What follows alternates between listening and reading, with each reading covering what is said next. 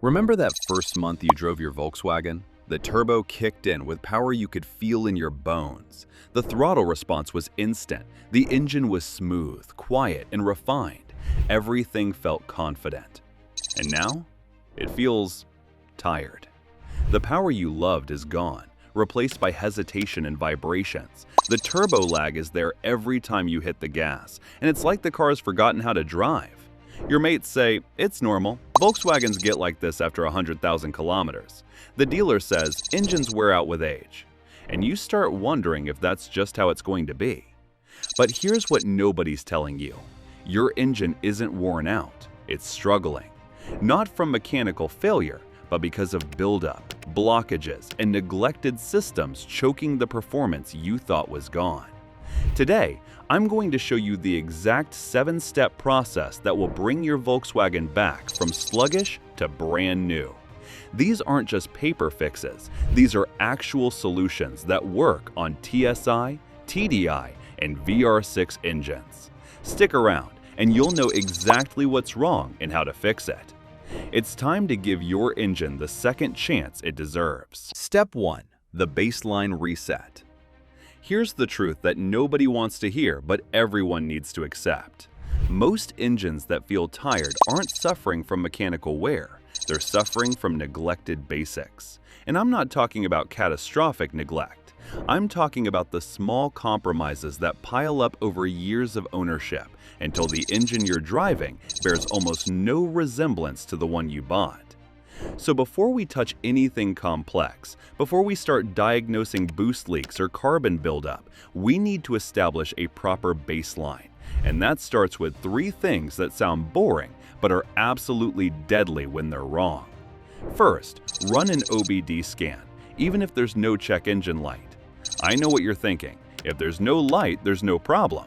But that's not how modern engine management works. Your ECU is storing adaptation values, tracking minor faults, and logging issues that haven't crossed the threshold to illuminate a warning light yet.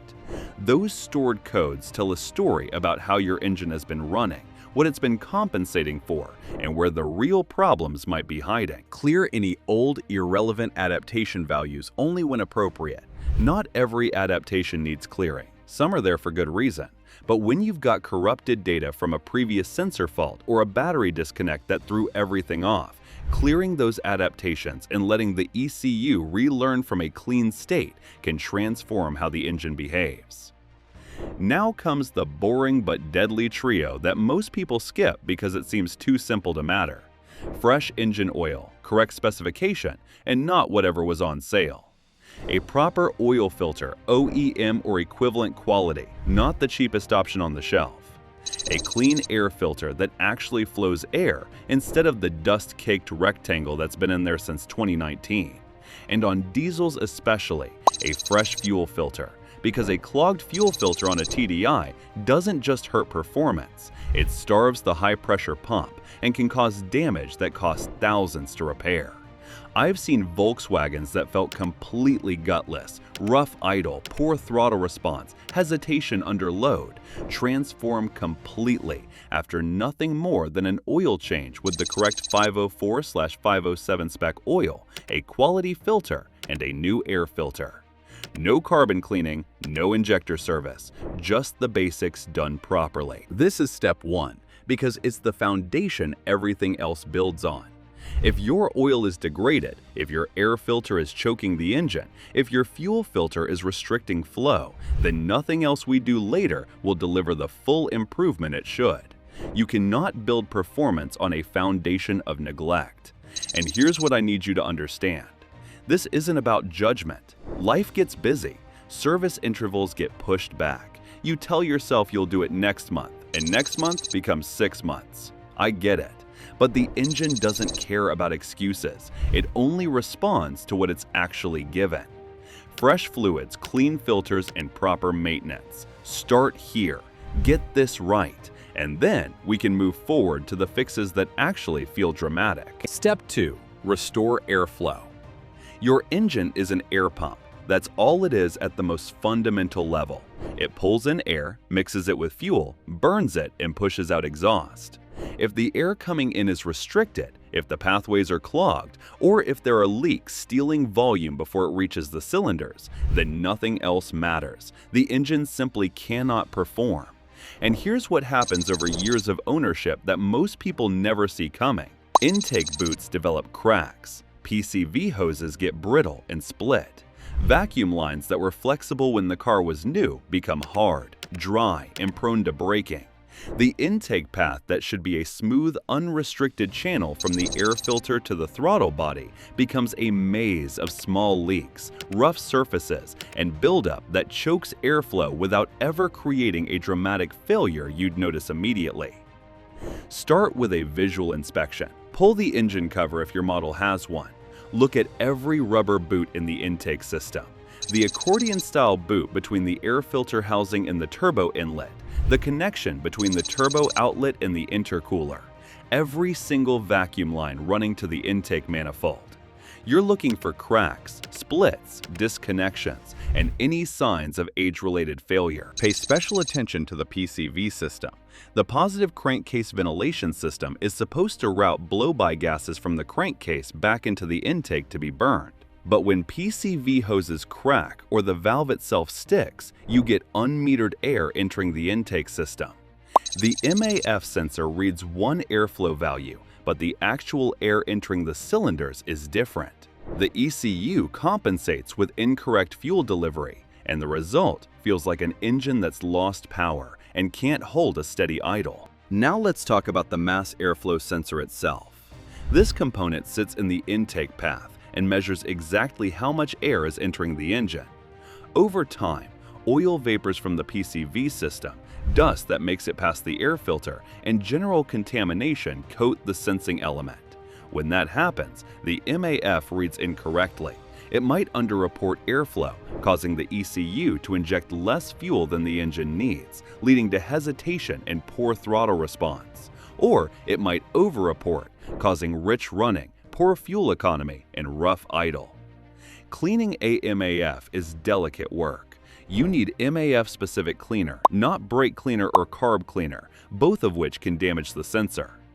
Remove the MAF from the intake tube. Spray the sensing element gently, let it air dry completely, and reinstall.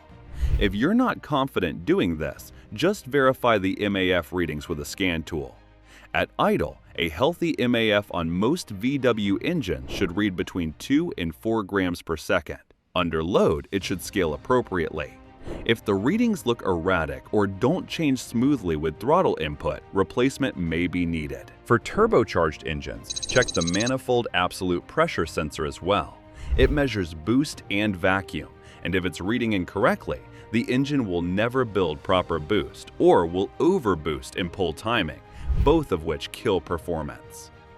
I know this all sounds tedious. Checking hoses, cleaning sensors. It's not beautiful work. But here's what I need you to understand. Every tiny leak in the intake system is power you're leaving on the table. Every sensor reading incorrectly is fuel delivery that's wrong. And when you add them all up, these small issues intensify into an engine that feels nothing like it used to. Fix the airflow. Let the engine breathe properly, and you'll be shocked how much better it feels with nothing more than fresh hoses and clean sensors. Step 3. The PCV and breather system. This is where we start getting into the problems that most Volkswagen owners have never heard of, never been told about by a dealer, and would never think to check on their own. But if I had to pick one single system that's responsible for more tired-feeling Volkswagen engines than anything else on this list, it's this one. The positive crankcase ventilation system. The PVC is supposed to be a simple, reliable setup that routes blow-by gases from the crankcase back into the intake to be burned. Under normal operation, combustion gases leak past the piston rings into the crankcase. That's expected. The PCV system vents those gases so they don't build pressure and cause oil leaks or contaminate the oil. But on Volkswagen engines, particularly TSI and FSI engines, the PCV system has a design weakness that shows up after 80,000 to 120,000 kilometers. The PCV valve, which is often integrated into the valve cover or cam bridge, becomes clogged with oil vapor and carbon deposits. When it clogs, crankcase pressure increases, oil gets forced past seals, the valve cover gasket starts weeping, oil consumption increases, and worst of all, the contaminated air being recirculated into the intake is now carrying oil vapor that coats everything downstream. The symptoms creep up slowly: rougher idle, slight hesitation, oil consumption that wasn't there before. And nobody connects it to the PCV system because nobody told them the PCV system could fail. Here's what you need to check. On most VAG engines, the PCV valve is accessible once you remove the engine cover. On TSI engines, it's often integrated into a plastic cam bridge or valve cover assembly. Pull it out if possible and inspect for sludge, carbon, or restricted passages. If you can see buildup, it's clogged. If you can't remove it easily, check for excessive oil vapor in the intake boot downstream of the turbo. If there's a film of oil coating the inside of the intercooler piping, your PCV system is allowing too much oil through. Fixing it depends on the engine. Some PCV valves are replaceable separately. Others require a new valve cover assembly because the valve is integrated. Yes, it's expensive, but consider what happens if you don't fix it. Continued oil consumption. Fouled intake valves on direct injection engines, contaminated MAF sensor, rough running that gets progressively worse. Now let's talk about oil specification and why it matters more than most people think. Volkswagen specifies very particular oil formulations for their engines: 502.00 for older naturally aspirated engines, 504.00/507.00 for modern TSI and TDI engines with DPF. These aren't marketing schemes. These specifications are engineered to handle the thermal and mechanical stresses these engines produce. If your engine has been running on incorrect oil spec for years, on cheap 5W30 from the supermarket instead of a proper VW504/507, you've got serious sludge building up inside. That sludge blocks oil passages, restricts the PCV system, and accelerates wear on components that depend on clean oil flow. Changing to the correct oil now won't remove existing sludge, but it will stop the problem from getting worse. And in some cases, running a quality engine flush or doing back-to-back short-interval oil changes can help clear minor buildup. This is the point where most people realize their worn-out engine isn't worn at all. It's just suffocating under the weight of a failing PCV system and years of incorrect maintenance. Fix this, and you'll feel a transformation that makes everything else we do later even more effective. Step 4. Fix the hidden vacuum and boost leaks. Here's a scenario that plays out thousands of times every year. A Volkswagen owner notices their car doesn't pull like it used to. The turbo feels lazy, boost builds slowly, and there's hesitation under load. They take it to a shop. The shop runs a scan, but everything appears normal. They're told the turbo is probably wearing out and replacement will cost $2,000. But the actual problem is a split intake hose the diameter of a pencil that's leaking boost pressure before it ever reaches the cylinders. Boost leaks and vacuum leaks are invisible performance killers. They don't announce themselves with dramatic failures or check engine lights. They just quietly steal power, 1 PSI at a time, until your turbocharged Volkswagen feels like a naturally aspirated economy car. Here's how to find them. The proper way is a smoke test or pressure test of the entire intake system. You seal off the intake at the turbo inlet in the throttle body, then introduce either smoke or low-pressure air into the system and watch for leaks. Any crack, any loose clamp, any torn gasket will immediately reveal itself. But if you don't have access to smoke testing equipment, you can do a manual inspection that catches most common failures.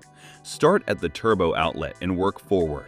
Check every silicone or rubber boot for cracks, particularly where the boot bends or flexes. On TSI engines, the diverter valve, sometimes called bypass valve, has a rubber diaphragm that tears over time.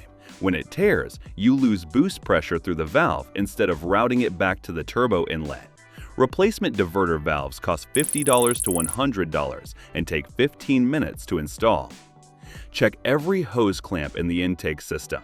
Over time, clamps loosen. Vibration works them free. A clamp that looks tight might allow the hose to slip under boost pressure, creating a leak that only appears when the turbo is actually working. On older VW engines with vacuum-operated systems, check the vacuum lines running to the brake booster, the fuel pressure regulator, and any vacuum-actuated valves. These lines become brittle with age and crack at the connections.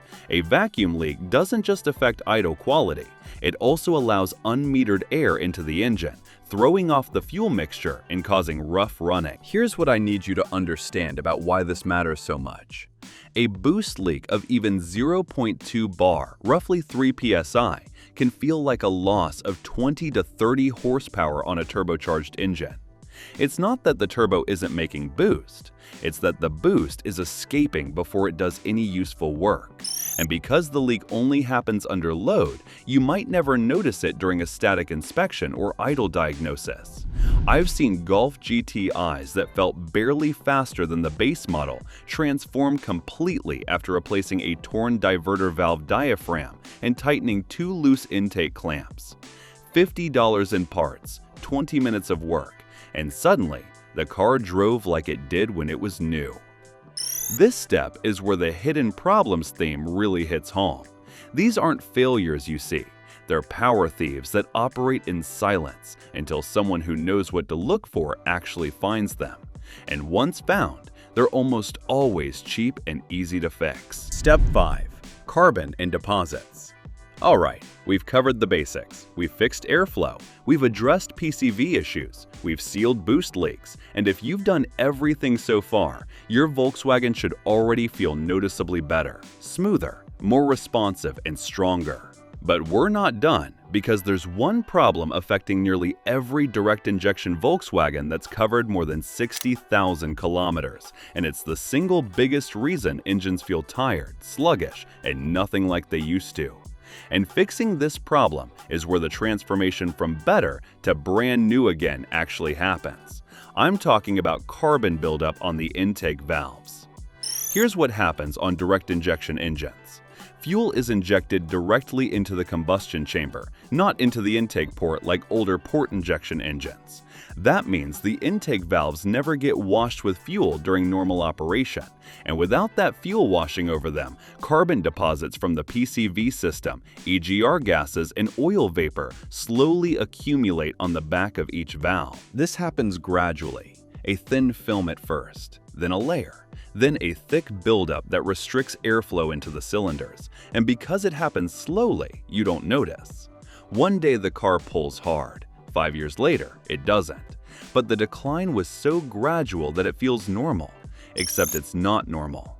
Those carbon deposits are choking your engine. On a heavily carboned valve, the buildup can reduce the effective valve opening by 30% or more. That's 30% less air entering the cylinder, which means 30% less power, rough idle, hesitation, poor fuel economy, and an engine that feels like it's working twice as hard to do half as much. And here's the part that frustrates me. Volkswagen has known about this issue for over a decade, but they've done nothing to address it. They don't tell owners it's happening, and they don't include carbon cleaning in the service schedule. So owners drive around on engines that are strangled by buildup until something else breaks or the car feels so bad they trade it in.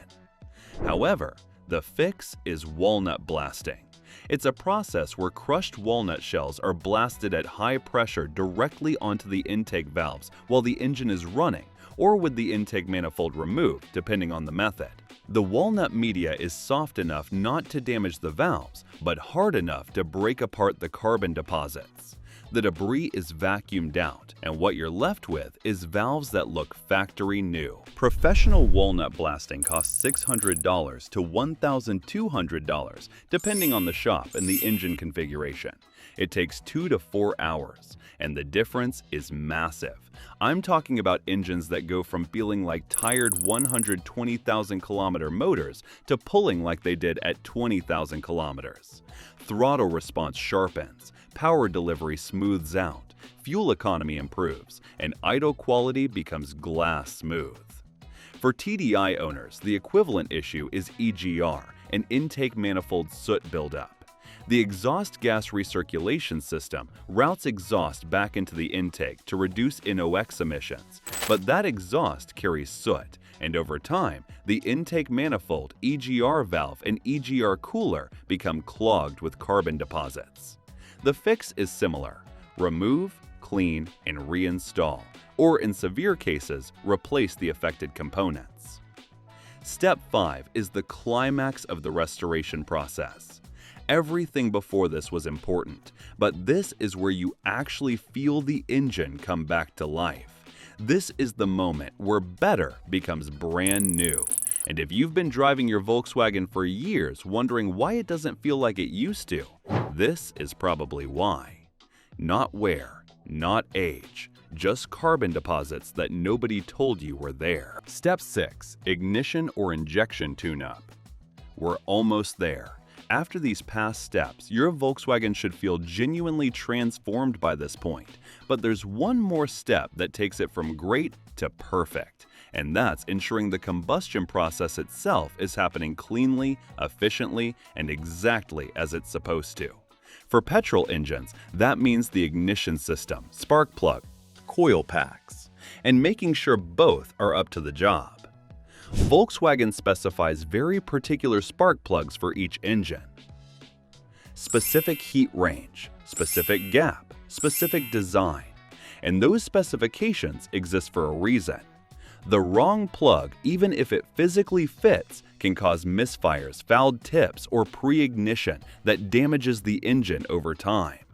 Check your spark plugs. If they're over 40,000 kilometers old on a TSI engine, they're due. Pull them. Inspect the condition. Are the tips worn?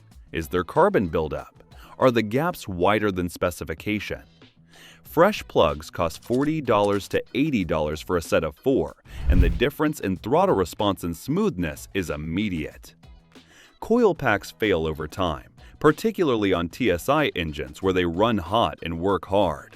A failing coil doesn't always create a misfire bad enough to trigger a check engine light. It might just cause occasional hesitation, rough idle when cold, or weak performance under load. Check your misfire counters with a scan tool. If any cylinder is showing consistent misfires, even small numbers, suspect the coil. Diesel engines, the equivalent concern is injector health.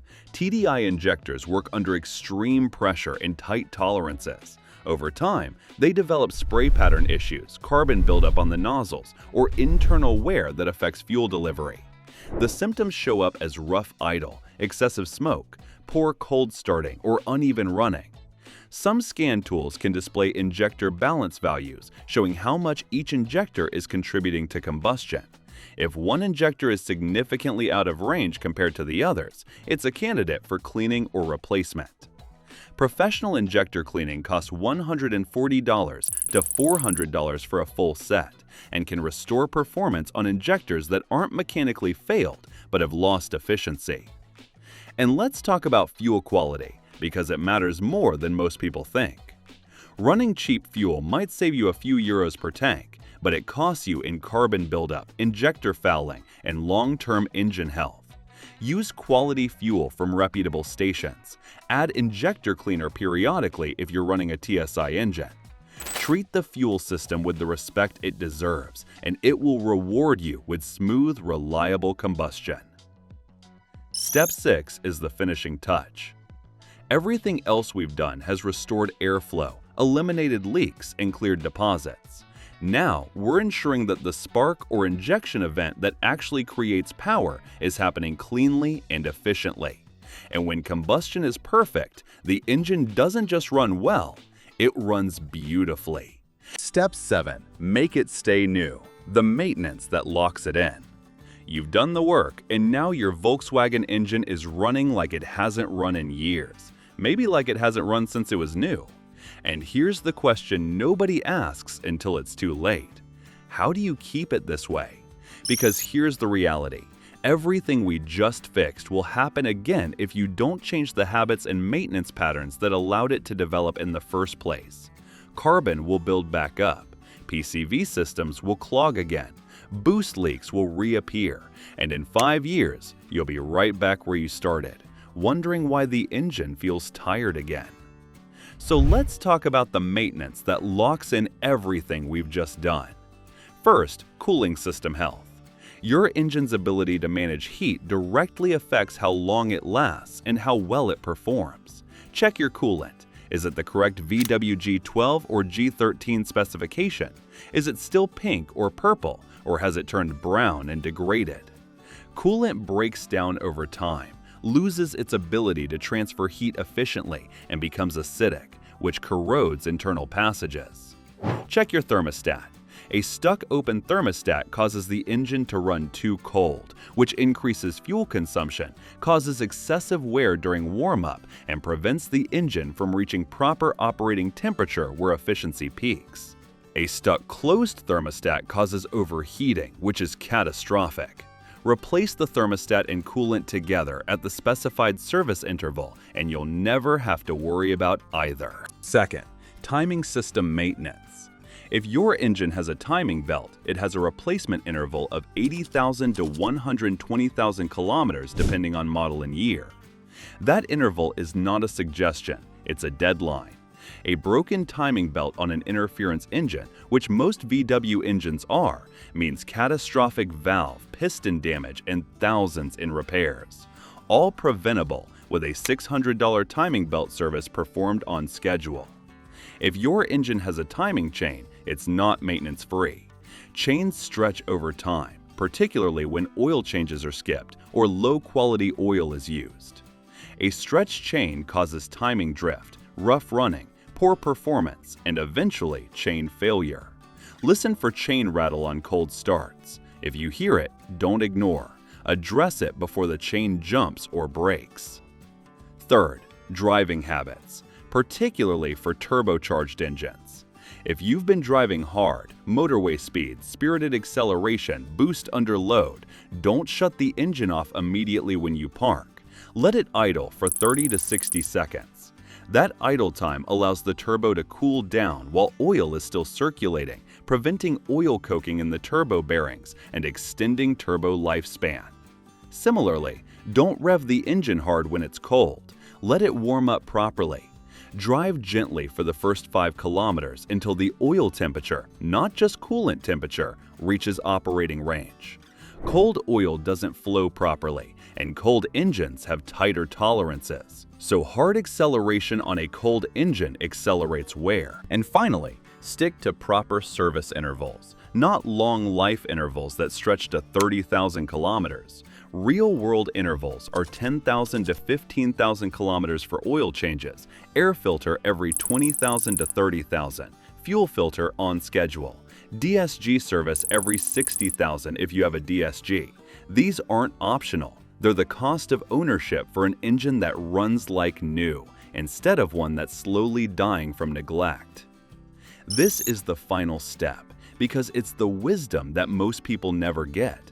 Fixing an engine is one thing, keeping it fixed is another. And the difference between owners whose Volkswagens run beautifully for 300,000 kilometers and owners whose engines are tired by 120,000 isn't luck. It's maintenance discipline and driving habits that protect the work you've already done. So there you have it. 7 steps that take a tired, sluggish Volkswagen engine and bring it back to feeling like it's brand new again. And here's what I need you to understand. If your Volkswagen doesn't feel like it used to, if the power is gone, or if you've been told it's just age and wear, I need you to question that. Because in most cases, it's not wear, it's neglect, and it's building up. Small problems that compounded over time into an engine that feels nothing like it should. And all of it is fixable. You don't need a new engine or trade the car in. You just need to understand what's actually wrong and address it properly. And now, you know exactly how. If this video gave you hope that your Volkswagen can feel like it used to, hit that subscribe button and tell me in the comments which step you're starting with. And if you know another VW owner who's been told their engine is just tired, send them this video. Because they deserve to know their engine isn't done. It just needs someone who cares enough to bring it back. I'll see you in the next one.